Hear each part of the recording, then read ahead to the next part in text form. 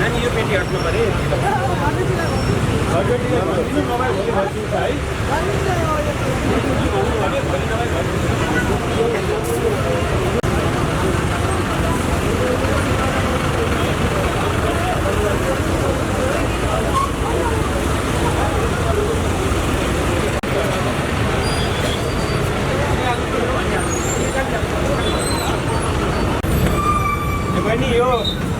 यो पेटी चाहिँ मिच्यो सडक यात्रुको मिच्यो यो तलको पेटी हटाउनुलाई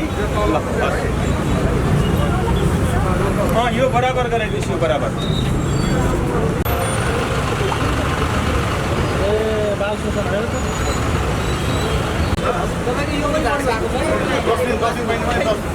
सबै भित्र राख्नुहोस् बस नगर्नुहोस् न हेलो तपाईँले बल गर्दा अर्काले फेरि बल गर्छ नगरिदिनुहोस् है यो पनि तपाईँहरूको है यो पेटी हटाउनुलाई त्यो पेटीबाट सिधा गरेर हटाइदिनुहोस् है यो पेटी नै राख्नु पाउनु है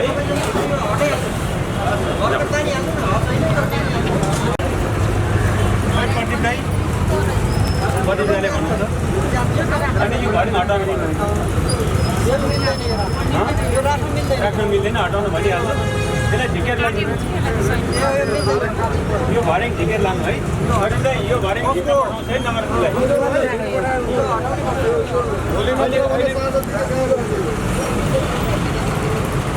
जयश्वर यसलाई एक दुई दिनमा झिक्नु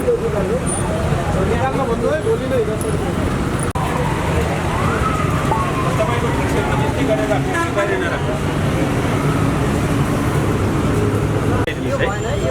आज अनुरोध गरेँ फेरि पर्सिहरू बोकेर लानु नपरोस् है हस् मान्नुहुन्छ उहाँहरूले यो फाल्न पर्दो रहेछ यो त्यस्ता कुरा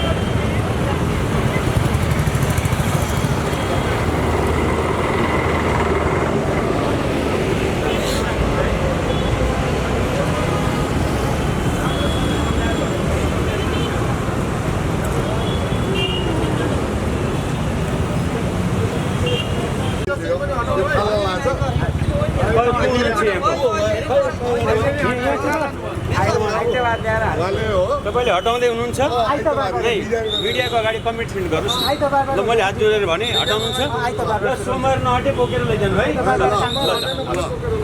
अनि यो बोर्डर पनि नराख्नुहोस् है होइन त्यहाँ राख्यो भने हामीले लैदिन्छौँ है न जरिवाना तिराउँछौँ अब लानु पनि पैसा तिर्नुपर्छ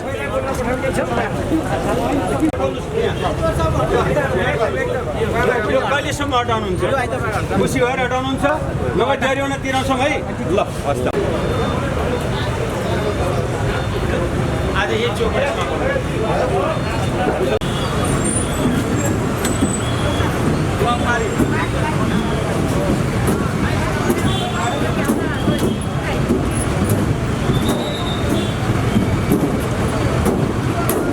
मैले सडकको हाकिमसाले कुरा गर्छु यहाँ त मान्छे मर्न सक्छ यस्तो भिडियो गरेछ नि यो बाइकको को हुनुहुन्छ किन यो गराएनन् यहाँको किन ढलाइ गर्दैन यो गर्दा यो तपाईँले बनाउनु भएको अनि यो थाहा हुने यो नहुने हुन्छ यहाँ मान्छे पऱ्यो भने तपाईँ नि फस्नुहुन्छ नि त किन भन्नु भएन ल यसलाई टिपेर राख्नु पऱ्यो ल यो एकदम त्यस्तो खतरा रहेछ आज हामीले बुटोलको बसपाटदेखि चौरासम्म र पूर्वतर्फ यो अभियान पथसम्म सडक पेटी खाली गर्ने कुरामा बन्द गर्ने सडक पेटी बन्द गर्ने खाली गर्ने कुरालाई हामी सबै सँगसँगै हिँड्यौँ। आज हामीले धेरैलाई हात जोड्यौँ, रिक्वेस्ट गऱ्यौँ। केही ठाउँमा अझै भत्काउनु पर्ने जस्तो थियो, तर धेरै जसले 3 दिनको समय माग्नु भएका कारणले हामीले 3 दिनका समय पेटी सार्न, माथि भएका बोर्ड हटाउन र सडक पेटीमा राखेका सामान हटाउन समय दिएका छौँ। 90% त ठिकै देखियो, 10% जति समस्या यतिमा देखियो। र अब यो अभियानमा जति पनि मिडियाका साथीहरू, विभिन्न अभियन्ताहरू, जनप्रतिनिधि साथीहरू, सुरक्षा निकायका साथीहरू, सबै महत्त्वपूर्ण महानुभावहरू यो अभियानमा हिँड्नुभएको छ। मलाई धेरै जसो बुटोलवासीहरूले तपाईँहरूलाई मेन पावर पुगेन भने हामी आउन तयार छौँ भन्नुभएको थियो। मैले धेरै ठुलो जुलुस लिएर हिँड्दा पनि अनियन्त्रित होला भनेर अहिले तपाईँहरू नगर्नुहोस्, हामी आफै जति सक्छौँ प्रयास गर्छौँ भनेका छौँ। र मैले आज यहाँबाट पुनः अनुरोध गर्न चाहन्छु, कृपया हात जोडेर बिन्ती गर्छु, तपाईँले सडक पेटी खाली गरिदिनुहोस्। सडक यात्रुका अधिकारलाई तपाईँले हनन नगरिदिनुहोस् र तपाईँहरूको वैकल्पिक व्यवस्थाका लागि, व्यवसायको वैकल्पिक व्यवस्थाका लागि हाट बजारमा हामीले गरेका छौँ र अरू व्यवसायहरूले सटरभित्रै व्यवसाय गरिदिनुहोस्। यति भयो भने बुटोल सुन्दर सफा देखिन्छ। सुन्दर सफा बुटोल भएपछि देशभरिमा हाम्रो प्रतिष्ठा पनि राम्रो हुन्छ, सन्देश पनि राम्रो जान्छ। यही कुरा विनम्र अनुरोध गर्न चाहन्छु। मेयर साहब, हिजो अस्ति अलि आक्रामक थियो, आज कम भएको हो? अब यो कहिलेकाहीँ फेरि पछि पनि हुनसक्छ।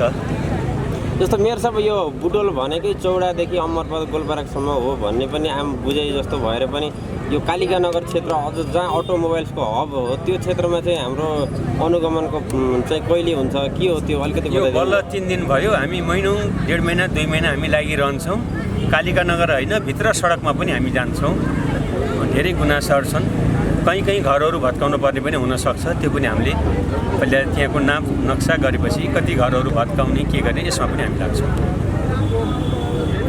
ल